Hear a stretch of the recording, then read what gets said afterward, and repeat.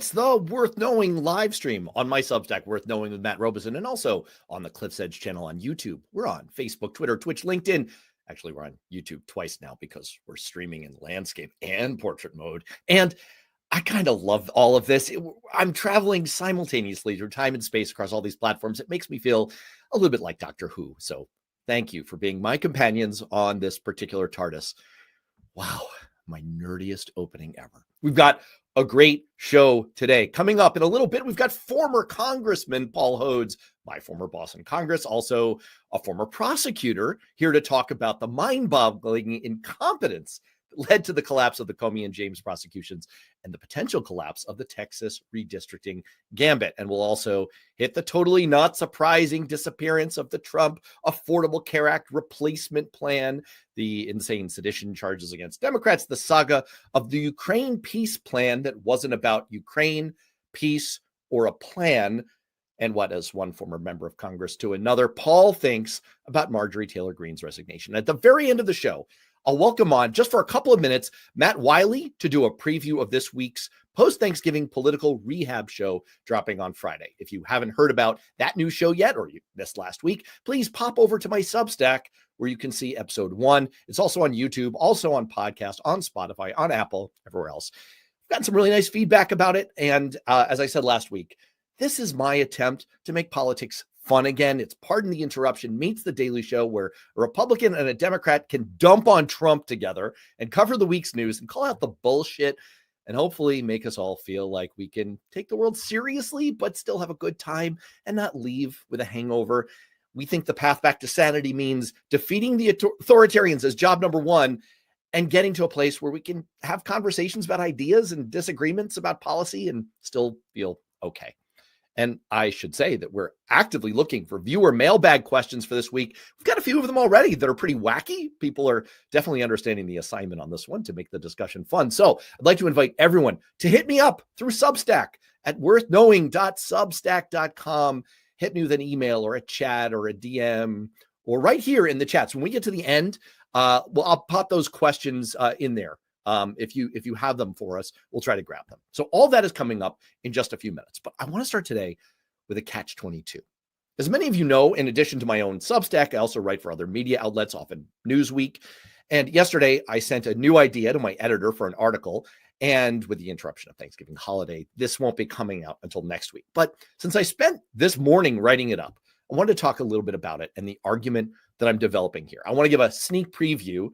And I'd like to hear what you think, because I still have a chance to refine it. And the people in the live stream chats are always a great source of ideas and insights. And let me say up front that I'm putting myself in some danger here.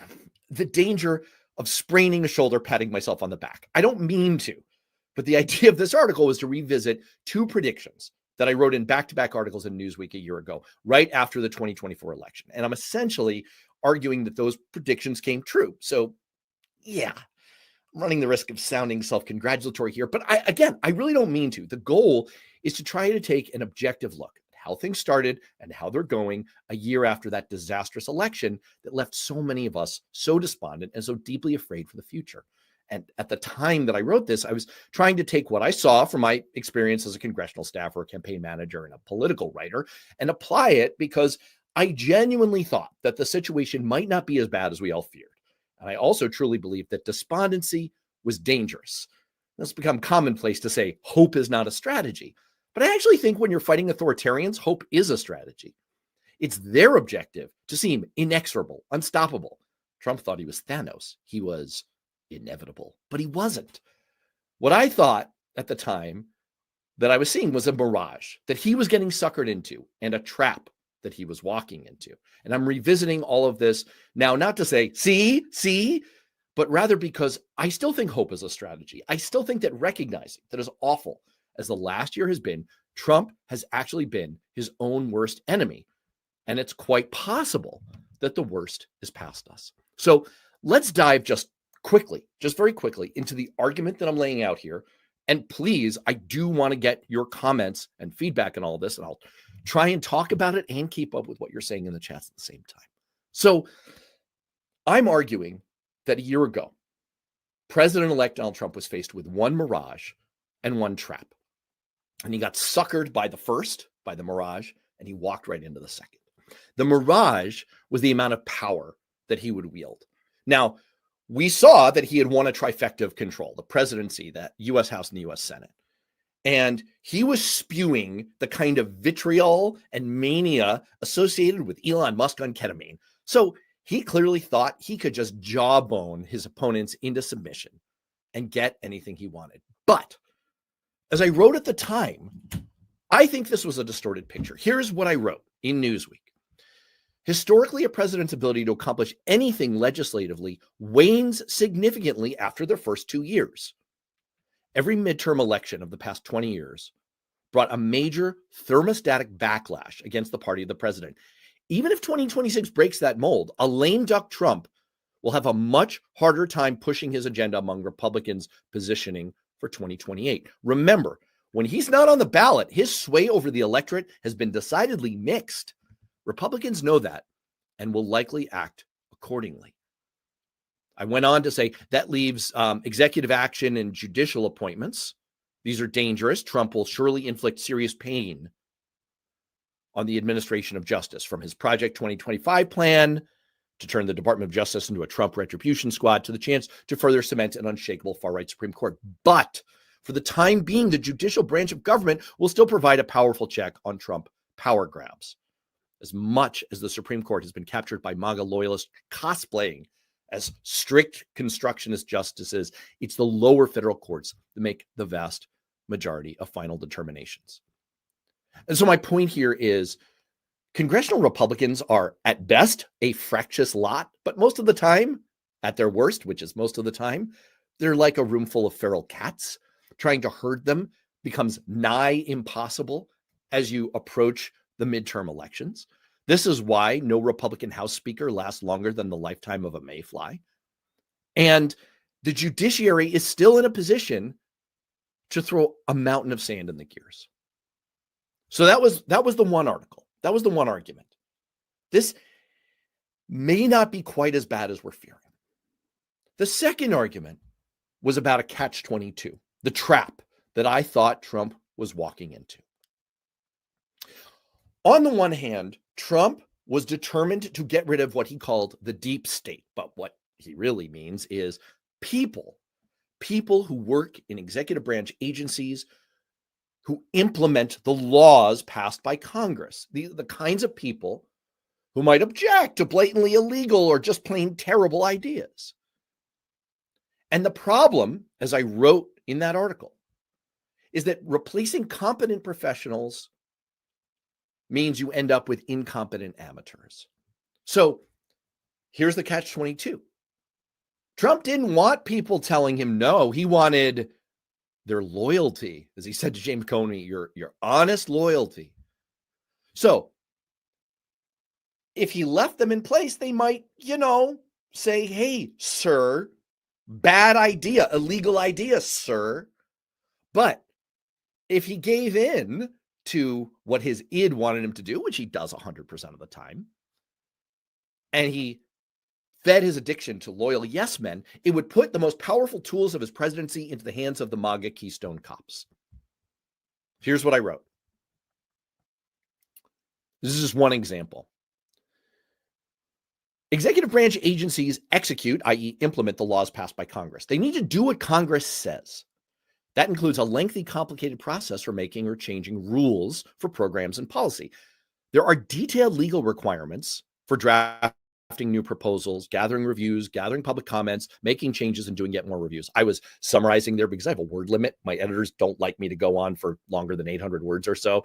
Trust me, it's a very, very complicated process, and I could have written like 2 books about it. The whole painstaking procedure usually takes 2 years. When the Food and Drug Administration changed the federal definition of frozen cherry pie, no, really, it took 3 years. So agencies can't just do what their heads or the president wants. Neither can Elon Musk, no matter what titles Donald Trump hands him. For all the dismay over what Trump has cooking, if he wants big changes, he's going to need the deep state. And yes, now would be a great time to Google the term irony. So where are we at? That's how it started. Where are we at? How is it going? I would argue that this is pretty much how things played out. Ow, my shoulder. Yes, I know. Again, this is not to like say, see, I got a prediction right. I get plenty of predictions wrong. But Trump has sprung his own trap on himself. And we're going to talk about this because I see Paul Hodes is making his way into the studio here. He's lurking. This is what members of Congress do. They lurk. We're going to talk about this because he's a former prosecutor. But let's just run down a very, very quick hit list of the kinds of shambolic hash that Trump's unqualified hacks have wrought on his agenda. I mean, take Liberation Day, right? Now, for those of us who have been staffers in Congress or in the executive branch, you know how many hundreds of people get involved in putting together a policy, especially something that's the highest profile policy, the foundation of a president's entire economic and foreign relations plan. Plan, that's a tough word to use with Trump, but just go with me on this.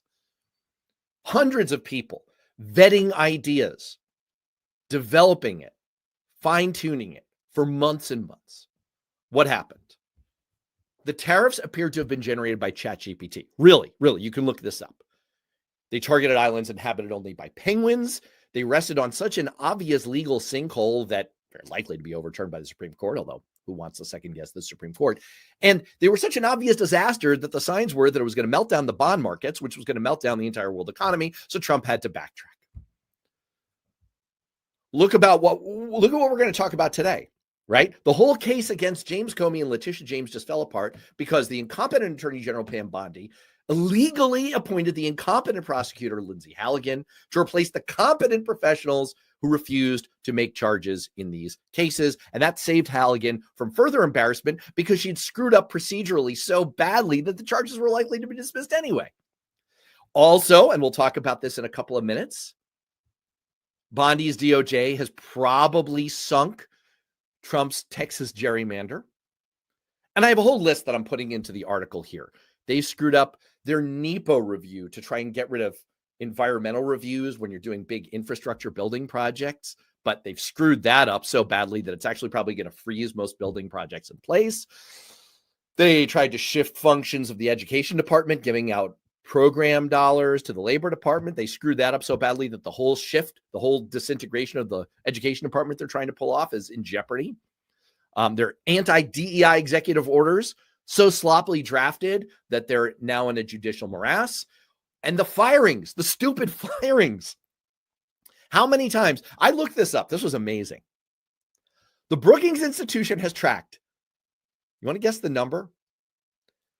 26,511 of these misadventures where you fire someone and rehire them within moments because you're like, oh my gosh, we fired the guy whose finger's on the button or is protecting us from Ebola or inspecting our food, or, keeping the prices of eggs down because they're preventing avian flu from wreaking havoc. It's unbelievable, the incompetence. And it's really crushed so much of what he wanted to get done through the executive branch. And what about the rest? What about the rest of the maybe this won't be so bad case? Well, I predicted that, in Trump's first term, he only passed one major piece of legislation. Correction, I was wrong about this one. He's passed two so far. The one big, beautiful bill, which is so badly branded and has sunk so far in the polling that Trump is furiously trying to rebrand it and call it something else. And what was the other major piece of legislation? Oh, the near unanimous vote where Republicans turned on him to force him to release the Epstein files. And by the way, the prospects for passing further legislation that Trump favors in the remainder of the term before the midterms, diminishing. And where are we on, let's say, the midterms? Well, the generic ballot is moving strongly in the Democrats' favor. We just saw what happened in the 2025 elections. We see what's happening among key demographic groups.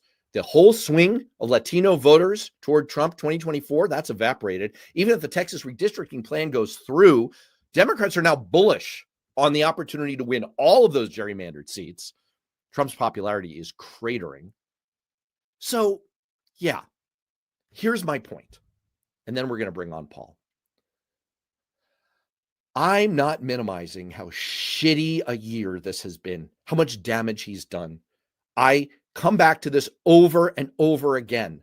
This obnoxious idea that Trump should win a Nobel Peace Prize when he's directly killed 300,000 people around the world, many of them children, on track to kill 14 million people around the world by 2030. That's the latest projection, because he eviscerated USAID for no reason, because he had a chainsaw wielding maniac on ketamine with his finger on the keys. I know it's been a disaster. I know it's been terrible,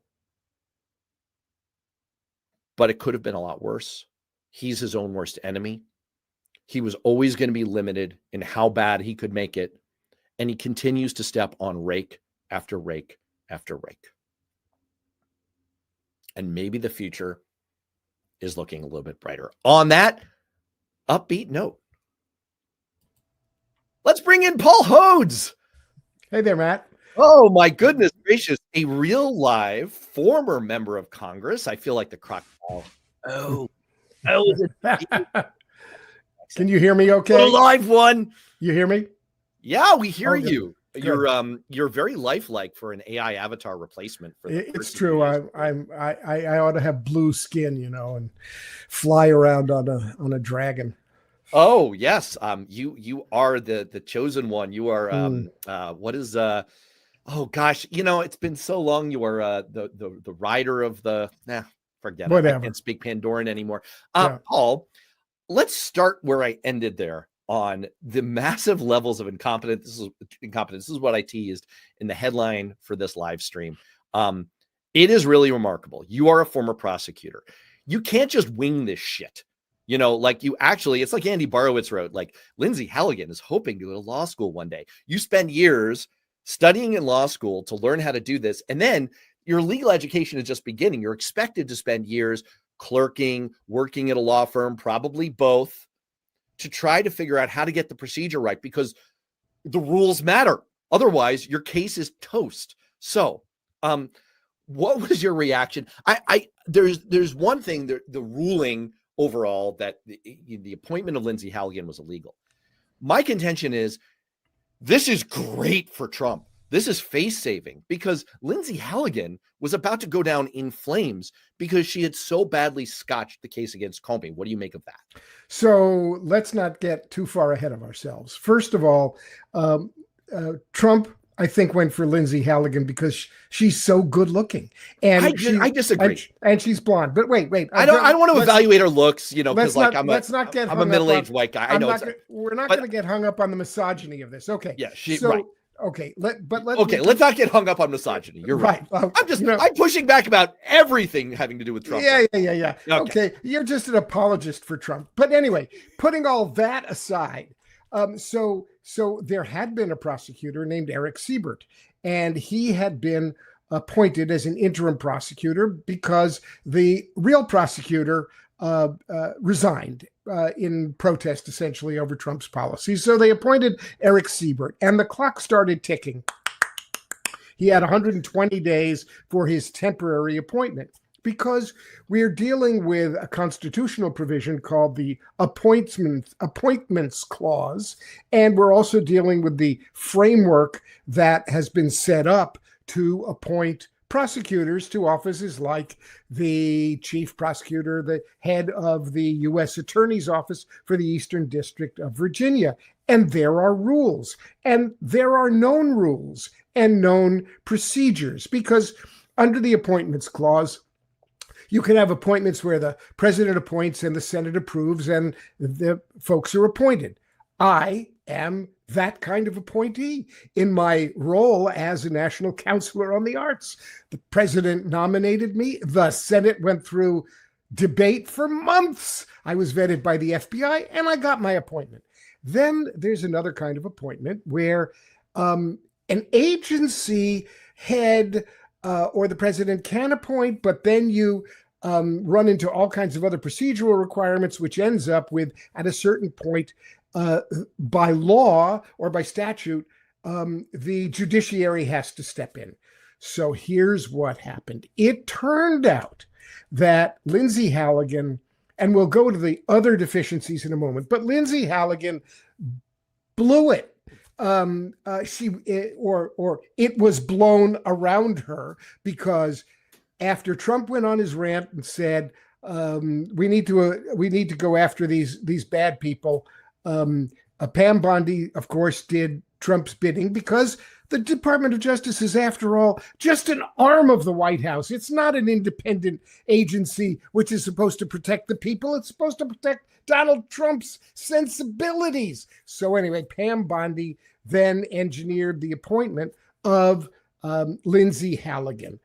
Why Lindsay Halligan? Well, why not? She apparently had a law license. She apparently had done some insurance or corporate law somewhere. Her prosecutorial experience was zero. So she went into the grand jury all by herself, which is a little bit odd, by the way, for a significant federal prosecution of major figures, the Attorney General of New York and the former head of the FBI. She went into the grand jury all by herself. And this was 2 weeks after her appointment, so she must have had plenty of time to review this voluminous file that numerous other prosecutors had declined to bring to the grand jury. In 2 weeks, because she must be brilliant, she managed to figure it all out, go to the grand jury, and get these indictments against James and Comey. So the judge reviewing the case on the question of her illegal appointment basically said, no way, the appointment is illegal. It didn't follow the rules. You cannot simply say you're the next interim U.S. attorney for the Eastern District of Virginia, because and to make a long story short, the district court would have had to have okayed her appointment. So then they go to, what's the remedy? And the remedy is, it means there's basically no prosecutor. So if there was no prosecutor, then there's no prosecution. There's no prosecution. So away they go. Now, the significant question, and why I stopped you a little bit at the beginning, is because the judge then, and before we went on the air, I read the 26-page opinion just to make sure I wasn't too stupid. The last question the judge asks is it with prejudice or without prejudice? Because explain that, because that's a key point. If it's with prejudice, it means you can't bring it again.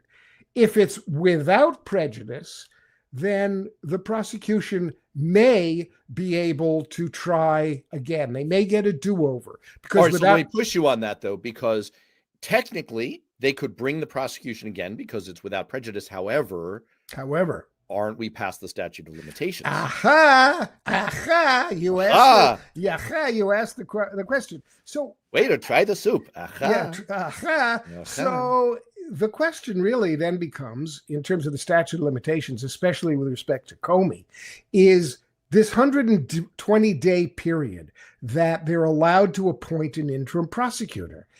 The question is, does it run from the time that Eric Siebert was first appointed, and then, however, does it get extended because of all this mishigas, let's just say? All right, well, let me ask you this then. But wait. Even if it's technically possible, here's the question that I'm scrolling across the bottom with a ticker, because I've discovered, Cliff Schechter taught me this, I've discovered that you can live scroll things at the bottom. It's delightful. It makes me feel as irritating as TNN. Why? Okay. It reminds me of the old joke, beat me, said the masochist.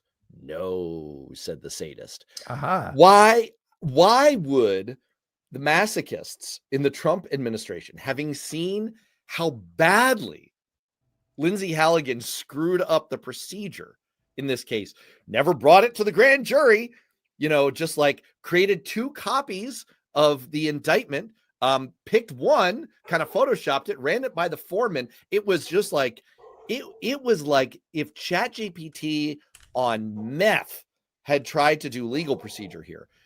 Are they masochists? Why, even if they're able to bring it back, why would they? Why would they bring themselves in for further punishment here, Paul? The question about the illegality of the appointment is really only, as you have so trenchantly pointed out just now, only the first step.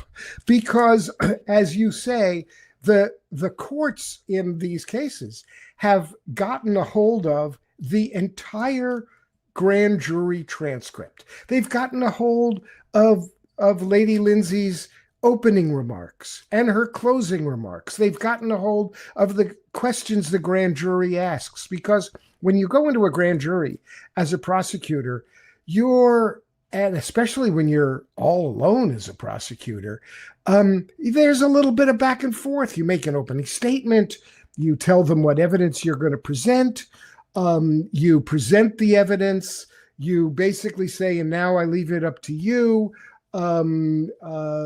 You've heard the evidence. I've presented these indictments. Please consider them.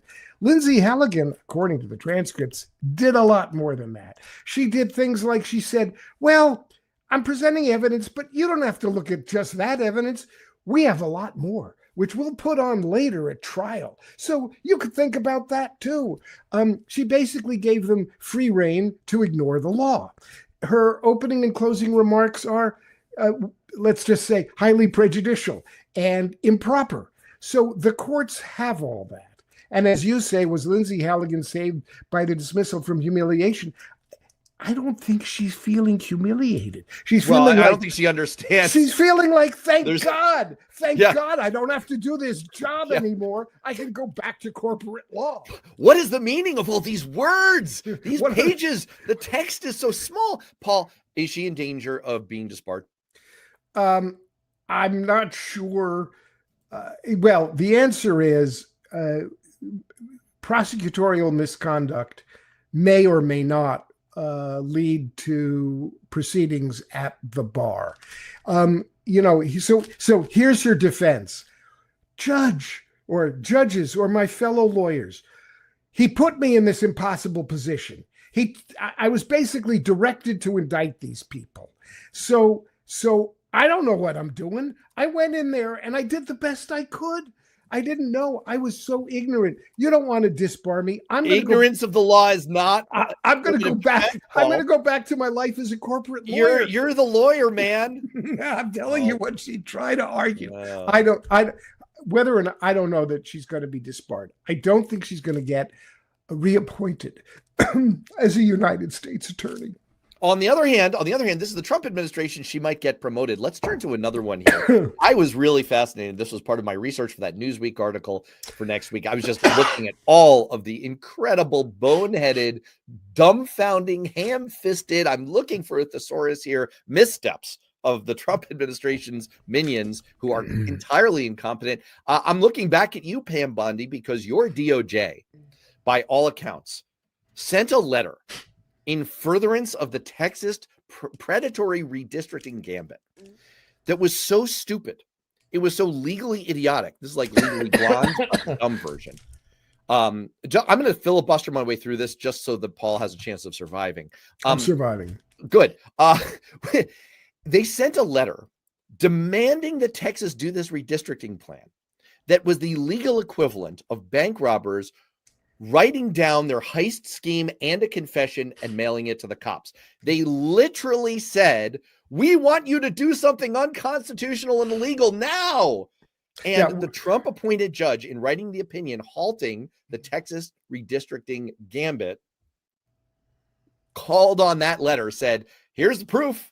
You said it yourself. Did Pam Bondi's DOJ fuck this one up too? Well, it's going to make a very interesting Supreme Court opinion. Are they going to ignore Pam Bondi basically saying, okay, Texas, here's what the president and I want you to do. We want to make sure that no black people can vote in these districts ever again. We want to make sure that only Republicans win because we've set it up racially so that we are being divisive. We want to make sure that you are properly gerrymandering in order to discriminate against one racial group. Other than that, the letter was perfectly fine.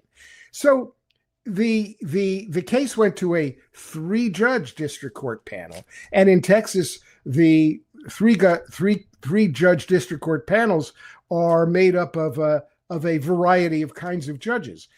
The district court judge who wrote the opinion, and there was some opposition on the panel. It was a 2-1 decision. The district court judge who wrote the opinion is a former Texas Supreme Court judge. He was a Trump appointee, and he just, I mean, what could he do? You know, he said, "Here's this letter. This thing can't go forward." So of course, now it's in the Supreme Court, and the Texas is challenging if they want to come back. So who do they find? They find friendly Judge Alito. And what does Alito do? Alito has put in a administrative pause on all of this while the justices consider what should happen. He's basically Jean Reno in The Professional. He's coming in. He's the wolf. He's the wolf. It's like, man, you called in the wolf?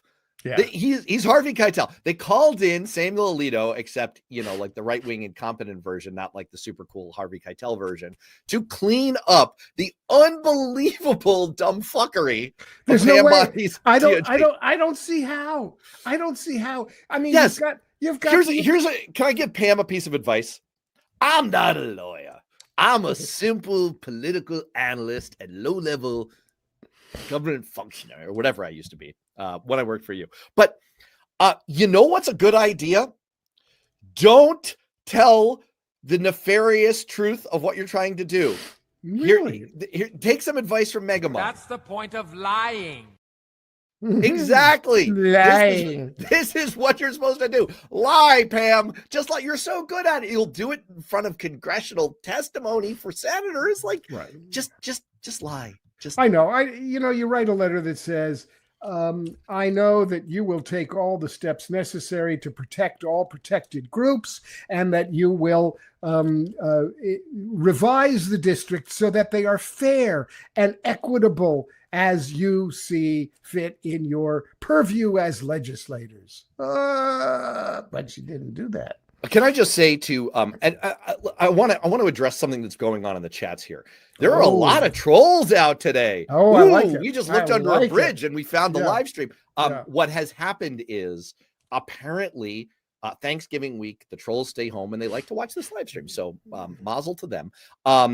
But there are some like legit comments in here that are dissents, and I want to include them as well, because we do not shut out people who just plain disagree or might be Republicans. Like, that's cool. You can disagree with us. So we've got John Albiocco. I'm so sorry if I'm mispronouncing your name. 3555 saying, you two got to be joking. Your left-wing judges don't judge. They try and legislate. Now, listen, I'm not going to say that that's always wrong. In this case, though, allow me to retort. This judge that turned down the Texas Redistricting was a Trump-appointed judge. Like, this is not some lefty left winger. Texas Supreme Court, like appointed by Donald J. Trump, who is not exactly a left wing activist. Is she? Really? Let's. Right. No, so I'll say to John, like, I'm not going to say that you're always wrong here, by any means. Like, left-wing judges, right-wing judges, like, they sometimes exceed their authority. However, in this case, I got to disagree. I mean, this is a Trump judge. Let's move on. Paul, you gave up your seat in Congress because you decided to vote for Obamacare. What were you thinking? I know what you were thinking, because you called me from the floor to say, hey, Matt, I'm probably going to lose my seat if I do this. Yep, boss. Yeah, well, I was in the middle of running for the U.S. Senate when I did it. Even stupider, right? And I should have just folded and listened to my constituents who said, listen, I don't want the government taking over my health care. Just keep your goddamn government hands off my Medicare. Exactly.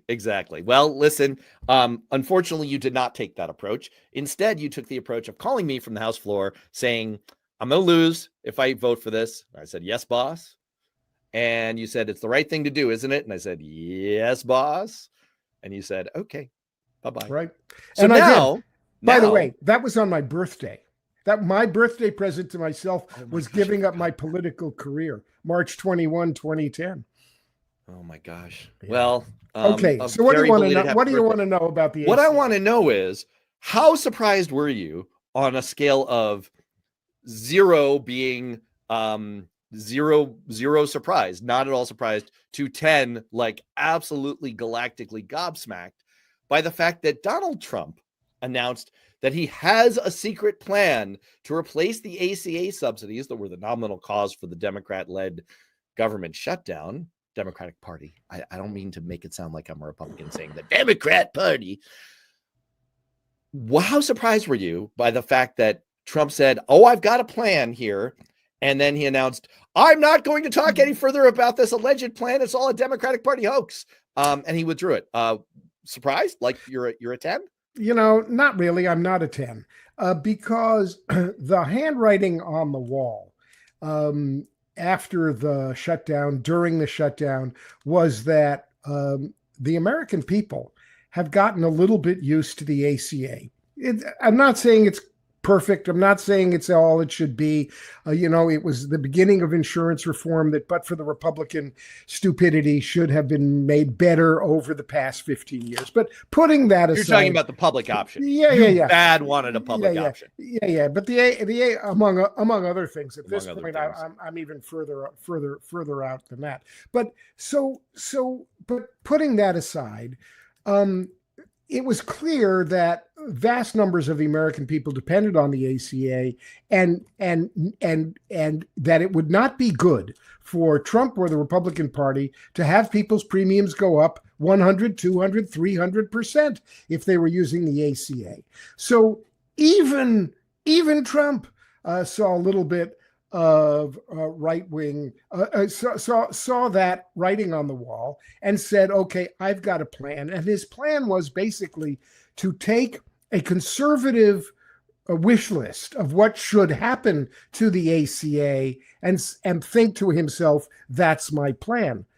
But he ran afoul. Who did he run afoul of? Of elected representatives, the Republicans in the House and Senate. He ran afoul of the people in his party who have begun, it seems, after the Epstein business to begin to grow a conservative backbone.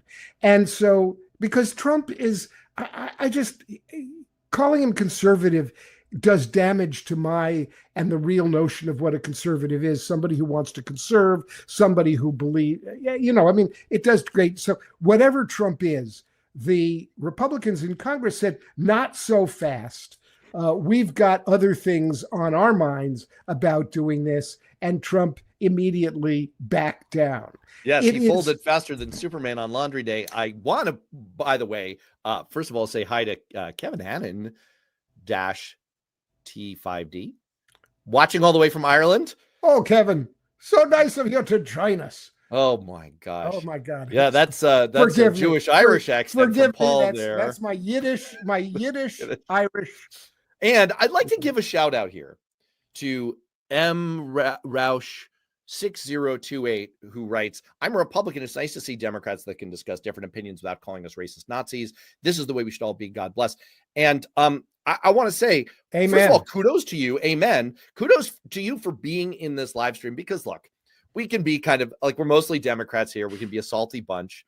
We're pretty feisty. We're all pretty pissy with Trump. But listen, I'm about to have Matt Wiley, a high-level Republican consultant to current Republican U.S. senators. He and I do a show together on Fridays called Political Rehab, where we try to focus on, we're all against Trump, but we want to get politics back to a place of being fun again. And we can have disagreements. We can have policy disagreements. We have a lot more that unites us probably in our core and our souls than divides us. So welcome and kudos to you for being here. And okay, back to dumping on Trump. I mean, geez Louise. I'm zero surprised about this ACA thing. Right. Let's talk about something truly, truly obnoxious. Truly obnoxious. And I think that most traditional conservative Republicans agree on this. I really, really do. I hope so. I want to talk about the fact that Pete Hegseth is now prosecuting the case that Trump started with a Truth Social post, whatever you call it, a verbal explosion, saying that Democrats are seditious and should be hanged, that the penalty is death for their sedition. How dare they post a video saying that members of the U.S. military should not follow illegal orders? Here is U.S. Senator Mark Kelly with his response to that. Even though I hear you when you say you're not intimidated, this must be a source of stress for you and your family. I just have to ask the kind of impact that it's having on you and your loved ones. Rachel, I've had a missile blow up next to my airplane. I've been shot down, nearly shot down multiple times. I've flown a rocket ship into space 4 times, built by the lowest bidder. And my wife, Gabby Giffords, meeting with her constituents, shot in the head, 6 people killed around her. A horrific thing. She spent 6 months in the hospital. We know what political violence is, and we know what causes it, too. You know, the statements that Donald Trump made is insightful, incites others. He's got millions of supporters. People listen to what he says more so than anybody else in the country. Okay, so let me say a few things. First of all, I served with Gabby Giffords. So when Mark Kelly talks about what happened to Gabby, I feel it very deeply because I knew Gabby before and I've known Gabby afterwards. Political violence in this country is on the rise under Trump. It has been his stock in trade. I'm not calling him names. I'm just stating facts that Trump's language he's incited bad things for a long time. You want to talk about sedition? Let's talk about January 6th, because he has the definition of sedition all wrong. Sedition is basically calling on or inciting a violence against authority illegally. So that's what sedition is. So in the first place, the 6 Democrats, all veterans of either the military or intelligence agencies, are not being seditious, just bad use of the term. And secondly, what a stupid, childish, demented thing to say, to call for the execution of people with whom you disagree, especially, by the way, when what they were doing was stating the law, okay? Stating the current law in the Military Code of Justice, which, if you read it and read all the analysis of it and listen to the generals who have come out in droves to talk about what it means, members of the military are bound to fealty and adherence to the Constitution, not to any one person, and they are bound to not follow illegal or unlawful orders. That's just the way it is.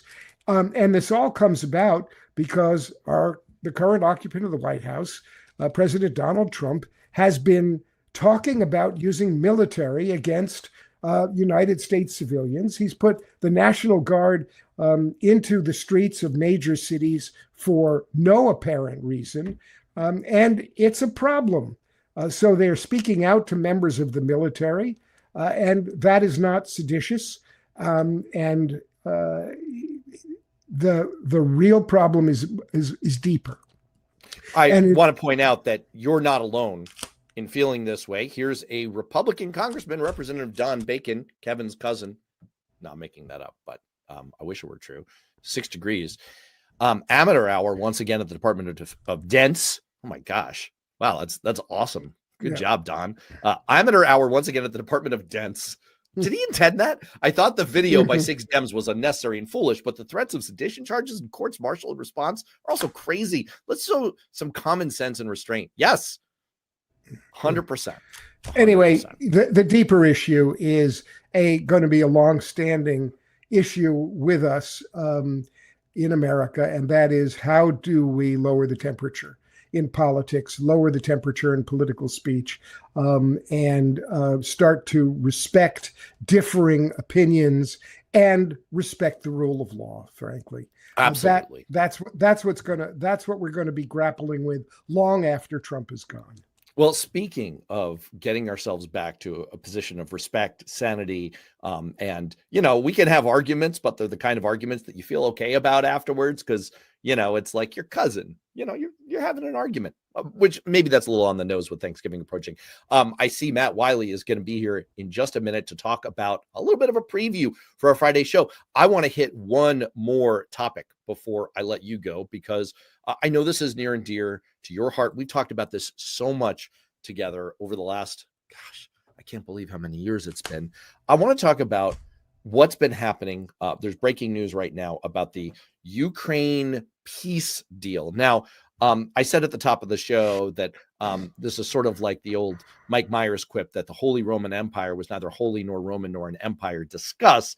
And this Ukraine peace deal that we heard about starting last week was neither about Ukraine nor about peace, nor really a deal. It was actually, and there's fascinating reporting on this. Check out on Substack, Michael Weiss, who does the Foreign Affairs desk. Really, really great reporting that this was all basically just cooked up by a kind of like the Russian sovereign wealth fund manager, who's sort of like the interlocutor from Vladimir Putin. This was sort of sold over to Steve Witkoff, who is Donald Trump's, like, he's a real estate developer with no historical, geographical, or cultural knowledge of Russia or Ukraine. Gets better. And this guy, Kirill Dmitriev, who leads Russia's sovereign wealth fund, right, came in, handed off this 28-point plan. And there's no need to air quote that. I mean, I guess it is a plan. It is a plan. Hands it off and then leaks it to Axios to make it seem like, oh, this thing has got momentum. It's got legs. The complicit or, frankly, dumb reporters at Axios go ahead and, just like launder this through. It's like, oh, high-level sources say, it was Kirill Dmitriev who was saying that this is a thing. And all of a sudden, this whole game sets in Washington where no one wants to tell the emperor that he has no clothes. No one wants to contradict Trump.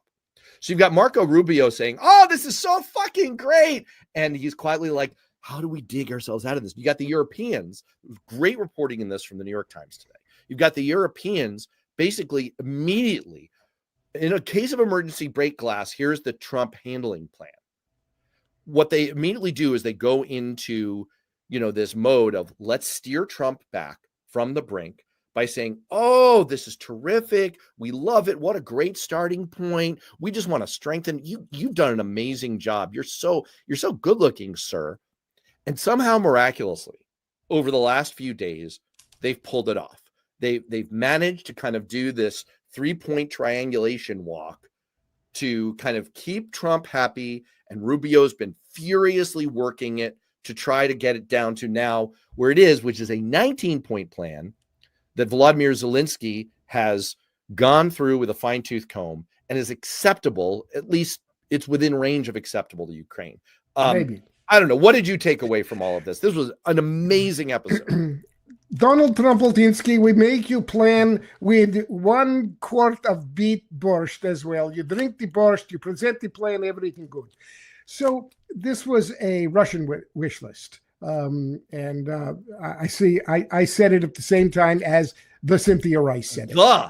Cynthia Rice. Is it the or the? I need clarification. Cynthia Rice. It was a Russian. Phonetic clarification. It was a Russian wish list.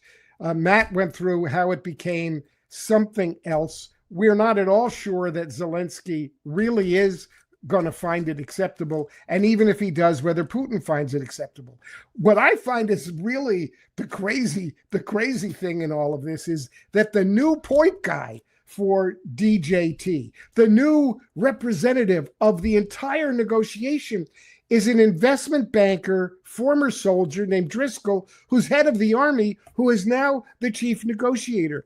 His diplomatic There's no experience. diplomatic experience. Zilch. Well, Zilch. no, he was good friends with J.D. Vance. I know. That's how he got this job. We're very happy to be talking to Mr. Driscoll. He knows next to nothing. We will talk to him. We'll see what happens. He's a nice boy. He looks very young, in the pictures, but maybe he's smarter than we think. But maybe You've got not. Steve Witkoff, who knows nothing about Russia, Ukraine history, military history.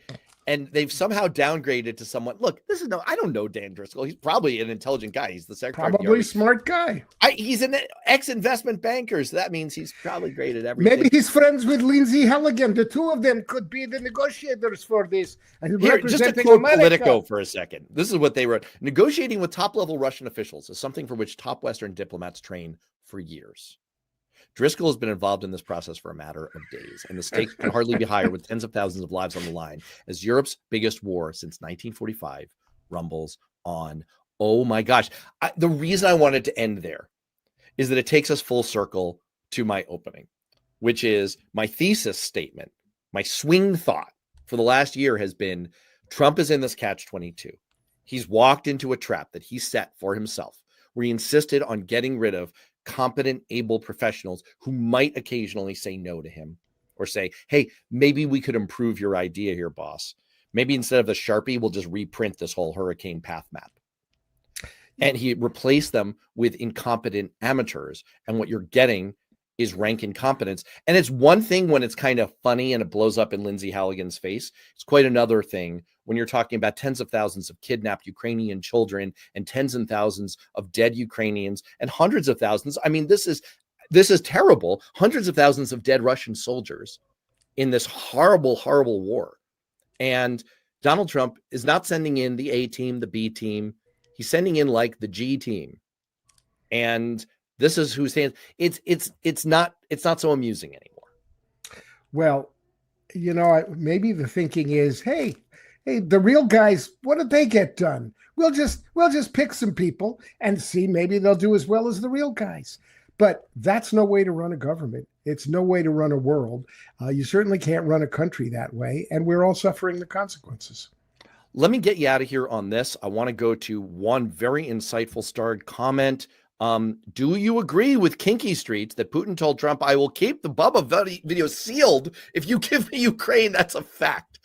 Is that a fact? Is that true? It's Bubba Bubbles and it's P-tape. We have you, Donald Trump, right up at these shorts, you know what? And we're going to keep you right there. Thank you very much. All right. Thank you very much. All right. Paul Hodes, everybody. I'm going to let you get out of here. You can make your escape before things get really, truly. Hey, by the way, let me just say, what does Paul say? At what does Paul say? Is my Substack, dude. What does Paul say? Of course, that makes me think. What does the Fox say? We got to work on your handle, man. We should. Okay, next time I'm going to do this cute thing where I put it as your like little subheader here in the white box underneath my name. See. See you later, Matt. All right. Goodbye to a former member of Congress. And hello. What's going on, Matt? Oh, well, how you doing? I'm doing well. I'm having a great time, and we're having wonderful active chats. And you missed the earlier comment from a registered Republican who was like, dude, you know what? I kind of like that you guys are able to have a reasonable conversation that can engage with Republicans and talk about issues. And not just call us Nazis. I mean, we do that occasionally, but I mean, that happens. But yeah, no, I saw that. If the shoe fits. I mean, come on. Let's say, cases where, for example, you're a member of the Young Republicans. Let's just say you're heaping praise on Nick Fuentes. As one does. Problems. Listen, problems. We've all got problems. For local chair of my Young Republican group, there are a lot of things in there that are just frightening on where we're going. But hey, I did see that comment, though, that segment where he also asked about judges and got into, I think what he said is, come on, Matt, like these judges are just trying to legislate from the bench, if I recall that was correct. Yeah, well, again, one thing we're not afraid to do, and I think this is a great segue to the political rehab show that we're doing on Fridays, we're not afraid to talk about stuff like this. Like, we're not afraid of it. Like if our whole thesis is we're united in thinking Donald Trump is a clear and present danger to the United States of America and all we hold dear. And there's more that keeps us united Mhm. and that we have in common, the two of us, besides our first names and our general appearance. There's more that unites us, especially our hatred of Donald Trump, than divides us. We do have some sharp disagreements. That's okay. Sure. We can have them, and we can deal with them the way the guys on PTI would when they're talking about sports. We can talk about them. We can treat issues seriously, but also have fun with it. And in essence, this is the point of the project. We can try to make politics fun and not like doom scrolling again, and Right. make it engaging for people and something that people are willing to get into the discussion about. Well, and I think that's what makes our show interesting and fun, and it's completely different than what anybody else is doing right now. You know, we have a show where we can just talk about politics. We can go back and forth. We put it down into short 3-minute segments where we're talking about an issue, but we can have different points of view. Why you don't like Trump is very different than why I don't like Trump.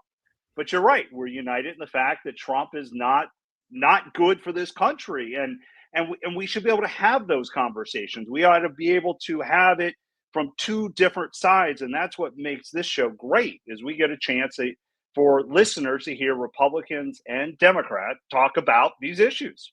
And, you know, we're both former inside, like we're either professionally in one way or another. We're still very much in, I don't want to call it the game, but we're still very much in the business. We're still very much, you know, politics is what we do professionally.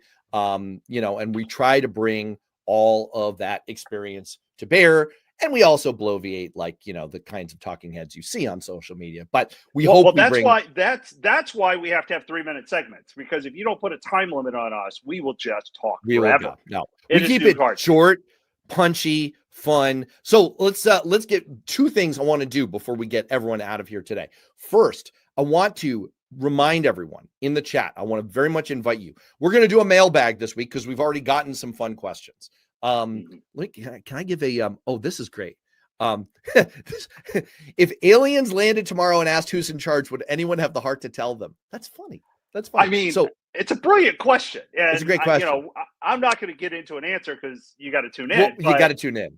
Think about that one for a second. Like, if somebody says, "Take you to my leader," do you really want to admit that one? Oh gosh. I mean, who would you? This is a follow-up question. Who would you point them to instead? All right. So let me ask everyone. Oh, and here we go. Is that you? That's me. Always on it. Oh, shit, wow. There you are. Quick. All right. So listen. If people want to hit us up later, if you've got questions, if you've got things you want to see us tackle, please do. But also, you can just hit us up right now. Throw things, and we will live capture them right here in the chats. Oh, Taylor Swift, Will Knight. Yes. I might be very tempted. Look, shit, I have a long list of people I'd rather send the aliens to than Donald Trump. Taylor's on it. That would be an interesting one. That would be an interesting one because, I mean, she clearly commands a huge audience. And from my side, let's not forget, we're still, as Republicans, warring with Taylor Swift for some reason because we somehow think she's the problem. So, you know, it just, you know, I wrote an entire article last year that if Taylor Swift is our problem, we have bigger issues. And gosh, I wish those were the good old days when that's all I worried about. But, you know, hey, we moved on. Yes. Taylor Swift would be on my list. The Rock would be on my list. An actual rock would be on my list. All right. So that's the drill here. If people want to put questions in the, and that's number one, throw questions at us and we will get to them. Here's the other one. And I just want to jump ahead here because yes, this is exciting. These questions will be exciting, but I am really looking forward to, hey, that's bullshit. Last week's was unbelievable. If you guys have not seen what Matt put together on, hey, that's bullshit, it is a work of art. It is a masterpiece. It should be taught in film school. It is phenomenal. And so you ought to take a look at that one because if that's the first, it's going to be fantastic. Oh, thank you, my friend. But that's what this show's about. Like, yeah, we can sit and talk politics, and we will. But there's a lot of kind of other segments in here. Should we watch like 20 seconds of it right now? Let's do it. All right, just 20 seconds. If that's bullshit. Our weekly look at everyone's favorite part of politics and modern life. Bullshit. Bullshit. Bullshit. A bullshit? There's a crisis in America that's so obvious, even conservative figures from Fox News like Bret Baier get it. Basically, inflation and how people feel about the economy. Maybe people are concerned about rising prices, grocery prices in particular. But President Donald Trump is trying to sell a completely different version of reality, a made-up fantasy that he's pushing as if his political life depends on it, because it does. Why are people saying they're anxious about the economy? Why are they saying that? I don't know that they are saying. I think polls are fake. We have the greatest economy we've ever had. But that's bullshit. The economy is on track to grow, but less than 3% this year. All right. I got to stop. I mean, that's just phenomenal. Thank you. Like, Thank you phenomenal. very much. And yes, Phenomenal. for people who are wondering, I do have a kind of standard uniform for this show that I tend to wear. I have like one T-shirt that I really, I just feel comfortable. I was wondering how many T-shirts you had, because it is the same, but that's fine. That's good. Yeah. Isn't that a thing? Like, who was it that said just get one blue shirt, wear that every day, and then that way it always works? I actually, for a while, I did have two versions of this shirt, but I'm down to one. All right, we got to get out of here. Pick one thing, if you would, that we're going to cover on this week's show that you're looking forward to covering from any segment. I got to tell you, I mean, I feel like she's becoming a friend of the show, but we're talking Marjorie Taylor Greene again this week. Like, it just, last week we talked about her and just everything that was coming, and is it a makeover, as we called it? And now this week again, it's coming back up. But we're not stopping there, because we are jumping into a lot of the other big issues of the week. I think, isn't there a segment in here talking about Trump's attack on the Democrats and saying we should hang people? Like, we're going to do some sedition. Paul and I just covered that. We're going to do some follow-up on sedition. I'll tell you the one that I'm looking forward to. We have a no holds barred investigative report on the death of the 6-7 meme. And I'm really looking forward to it. This is very, very exciting stuff. I know that everyone over the age of like 19 can really, really get behind this. So, but what is South Park going to do in the next episodes if the meme is dead? They'll find a way. You know, the whole thing of Satan having Donald Trump's butt, baby. They're going to find material. I'm pretty confident about that. All right. So that will be coming out on Friday. You can catch it on my Substack or Matt's Substack. I'll splash that right up here. Worthknowing.substack.com. It's also on YouTube, also on Spotify, also on Apple. I don't know. Maybe we should make it exclusive to one platform. But for right now, we're everywhere, everything, everywhere, all at once. Matt Wiley, thanks so much for being on. I'll see you shortly. And to everyone out there, I know that in between now and the next time we'll see you either on this live stream or on the show, we have a little holiday coming up. And I am very, very thankful. I'm very, very thankful that I get the opportunity to write and to live stream and to do this with all of you. I truly get energy out of this whole interaction every week. I hope you do too. I hope you leave it feeling good and charged up and having fun. And I hope you have a wonderful, blessed Thanksgiving with your family, with your friends, whoever you're with, maybe even with the crazy uncle that you disagree with. Have a wonderful time. Stay safe, be healthy, be well, and we will see you soon. Maybe next week, maybe even sooner. Take care.